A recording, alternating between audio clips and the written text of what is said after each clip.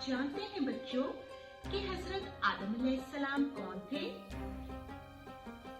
وہ ہمارے سب سے پہلے نبی تھے اور اللہ تعالیٰ نے جو سب سے پہلے انسان بنایا وہ حضرت آدم علیہ السلام تھے اور عورتوں میں سب سے پہلی عورت حضرت حوا علیہ السلام تھی۔ وہ حضرت آدم علیہ السلام کی ساتھی تھی، ان کی بیوی تھی۔ وہ دونوں یعنی حضرت آدم علیہ السلام اور حضرت حوا علیہ السلام جنت میں رہتے تھے، یہاں زمین پر نہیں رہتے تھے، اور وہ وہاں بہت خوش تھے۔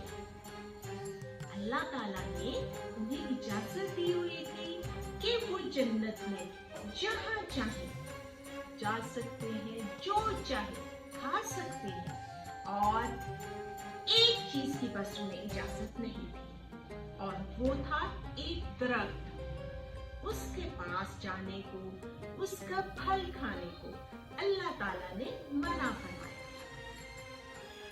ایک شیطان تھا، وہ اللہ تعالیٰ کا نافرمان تھا، اس کا نام ابلیس تھا، اور اس کو یہ حضرت آدم علیہ السلام اور حضرت حوا علیہ السلام کے پیدا ہونے کی، ان کے بننے کی، ان کے جنت میں رہنے کی، ان کا اللہ تعالیٰ کا پسندیدہ انسان ہونے کی بہت تکلیف تھی۔ اسے ایک شرارت سوچی، اس نے ایک پلان کیا اور اس پلان کے تحت وہ حضرت آدم علیہ السلام اور حضرت حوا علیہ السلام کے پاس گیا۔ کون گیا تھا بچوں؟ ابلیس، شیطان۔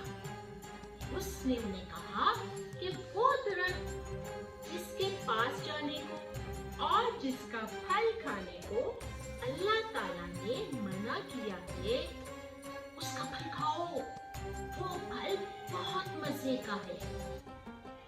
اس نے حضرت آدم علیہ السلام اور حضرت حوا علیہ السلام کو بار بار مجبور کیا کہ وہ پھل بہت مزے کا ضرور کھاؤ۔